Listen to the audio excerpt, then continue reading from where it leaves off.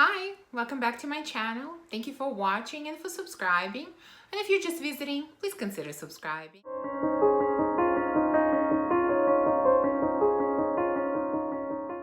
Today, I'm going to share with you a dozen fragrance questions list tag.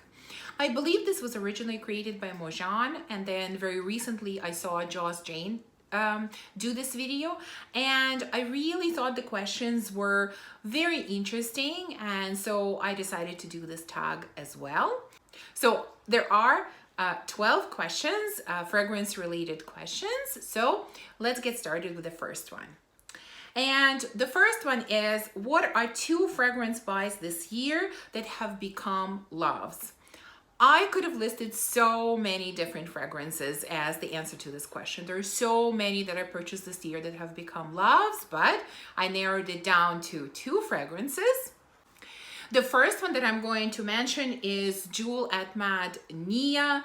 This is a stunning dates fragrance. I mentioned it several times. This was sort of a very unexpected complete love for me. It has dates, pomegranate, caramel, some palm leaf. This is absolutely stunning, especially for those who love gourmands. Very, very beautiful. And the second one I have to mention that I bought very early this year, but it has become total love for me as well. This is Amouage Sunshine. There are a lot of notes in it, but essentially this is a sweet apricot jam with some tobacco smoke added in. Again, absolutely stunning. Both of these have incredible performance, and that's why I decided to choose both of these. The second question is, what are the 2 fragrance purchases from this year that you hated? And I already did a video on my blind buy fails, so these should not come as a surprise. The 2 I'm going to mention here are probably the ones that were the biggest fails for me, the biggest disappointments. One is, unfortunately, Narciso Rodriguez Rouge. I won't even say anything else about it. You know how much it didn't work for me. And the second one was my purchase from Le Artisan Parfumerie. It was Safran Troublant.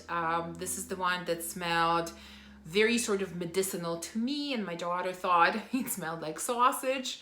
Either way, it didn't smell good and definitely was one of my biggest disappointments this year. Next question is, what are your 2 best blind buys this year? And again, as you know, most of my fragrance purchases are blind buys, and I could have mentioned so many here. And so the fragrances that I decided to go with were slightly riskier blind buys that turned out beautifully. And one of them is Cassiopea from Tiziana Terenzi. And the reason that this one was riskier is because I find that many of the fragrances from this house have a very synthetic musky note that I really don't enjoy. And I was really worried that this one would have the same, and of course, as I mentioned before, it doesn't. This is a beautiful summery, fruity, I think it's passion fruit in here, very beautiful summery fragrance that I love.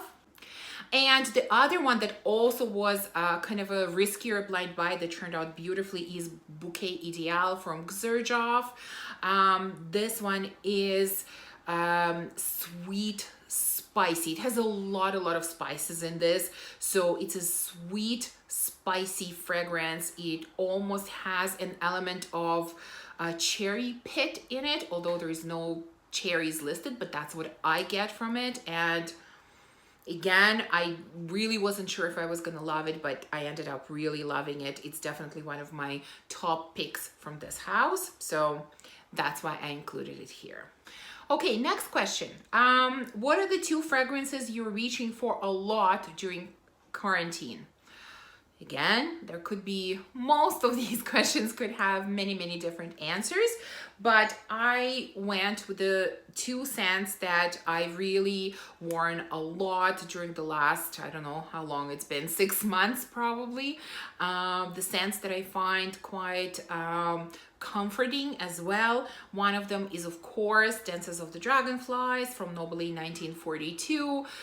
This is your delicious Apple Pie, absolutely stunning. I mean, enough has been said by me about this fragrance. And the second one that I really love as well and wear very often, any time of the year really, it's Olympia from Paco Rabanne. This is your salty vanilla. Again, very beautiful, very comforting, and I really enjoy this scent. So I've been reaching a lot for these two. Next question. Scent the vacations you would have taken if not for quarantine. I can't say that we had anything specific planned as far as the vacation goes when this whole quarantine thing started. So I was more thinking about if I had to go somewhere on a vacation, what scents would I like to wear? And I chose two scents from Mancera. There is Sicily and Holidays, and the name is quite appropriate as well. Sicily is of course a very sweet citrusy scent. I get very sweet orange or mandarin, freshly peeled orange, I would say. I really love it. One of my favorite citrus scents. And Holidays is your beachy suntan lotion type of scent. It has coconut, tiara flower. Overall, very beautiful. And I think if I was going to a vacation, and when I think about vacation, especially summer vacation, I think about some exotic hot country. I don't know, Dominican Republic, Mexico. I guess that's not very exotic, but it's definitely sitting somewhere on the beach. And I think for that type of vacation, these two would work perfectly. What's your favorite unisex or men's fragrance discovery this year? And I mentioned several times that I really prefer feminine types of scents. I'm just not gravitating towards masculine scents, but there's certainly a lot of unisex scents that I like. And one of them that really stands out that I purchased this year and I've been absolutely loving is Virgin Island Water from Creed. This is an amazing, juicy, delicious drink, probably pina colada. Again, makes me think of a vacation, sitting on the beach, relaxing. This is absolutely delicious. One of the most delicious scents. Really smells like a drink, like you are on a vacation. I love it, and it is definitely unisex. I don't find this one masculine at all. So this is my favorite discovery in this category. Next question. What fragrance did you find for the best deal this year? I buy a lot of fragrances and I'm not sure if this is the best deal, but I know this is definitely one of the best deals that I found. And it is for Jimmy Choo by Jimmy Choo. This is, I think, a 60 ml bottle, and I believe that I purchased it for under 30 Canadian dollars. This was probably, I'm guessing, 29 Canadian dollars, something like this. And I think for Jimmy Choo 60 ml, this is an amazing price. And I think this was my best deal this year. And I absolutely love the fragrance, you know, caramel with patchouli. Beautiful. I really love it. Next one is the opposite. What was your most expensive purchase this year? And this one I know for sure. This one is easy. My most expensive purchase, because this was definitely purchased for the full price.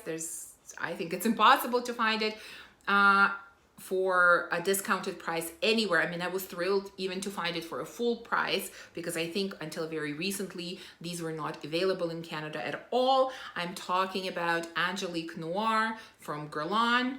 Definitely my most expensive purchase, but I am thrilled to have it and I love it. This is a kind of a green vanilla scent. It is very gentle, it is very sophisticated, very elegant vanilla, and it's a stunner. I understand why this line of Guerlain gets so much hype and why it's considered so highly by many. So Angelique Noir is definitely my most expensive purchase this year. Okay, next two questions are not so much about fragrances, but they're more about YouTube and my experience as a new YouTuber. So the next question says, what is the worst part of YouTube? And to be honest with you, I think I've been very lucky, and my experiences in the almost 4 months that I've been doing YouTube have been extremely, extremely positive. 99.9% of my experience with YouTube has been incredibly, incredibly positive. And I really considered and hesitated, should I mention the 0.1% that I've experienced, or should I just keep quiet about it? But I thought, my channel is very much about honesty, and I don't want to be dishonest with you, and I don't want to paint a picture of everything 100% is absolutely wonderful. I want to be honest with you and tell you about my experiences. And so, without going into a lot of details, I will share with you the little tiny 0.1 that I've experienced. As you know, many of the people who do YouTube videos get a troll or two. I don't know how else to call these people, and apparently turns out I have one of those as well. There's one viewer in particular that often seems to have an issue with the way that I speak and the grammar mistakes that I make, and she just loves pointing them out. Clearly, all of you can hear that I have an accent, and it's very clear that English is not my first language. In fact, until the age of 17, I didn't know a single word of English. So yes, I make mistakes sometimes, and most of the time when I rewatch my own videos, yeah, I can hear those mistakes, but I'm not going to refilm a video because I made some silly grammar mistake. I mean, I can sort of understand how, as a native speaker, it might be bothersome to you to listen to this, but listen, I do YouTube for fun, and there's no way I will have the time commitment to refilm those videos because of some grammar mistakes. Yes, they happen. Yes, I hear them myself, but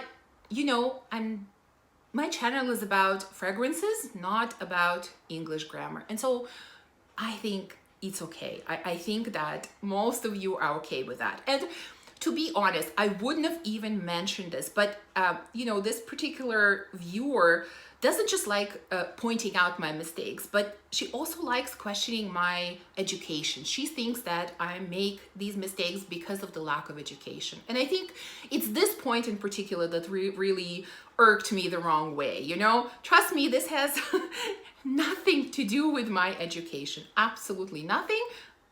English is simply not my first language. And sometimes when I speak quickly with whatever comes to my mind, because obviously these videos are not scripted, yeah, sometimes things come out incorrectly. That's just what it is.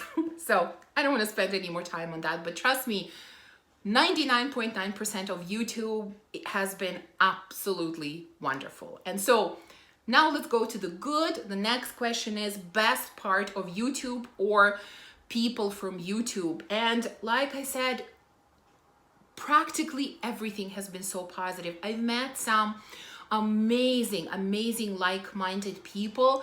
I mentioned before that I started this channel because I had this passion for fragrances, but I had really no one in my real life that I could share this with. And there are so many amazing people on YouTube that are interested in the same thing, that we can talk about the same things.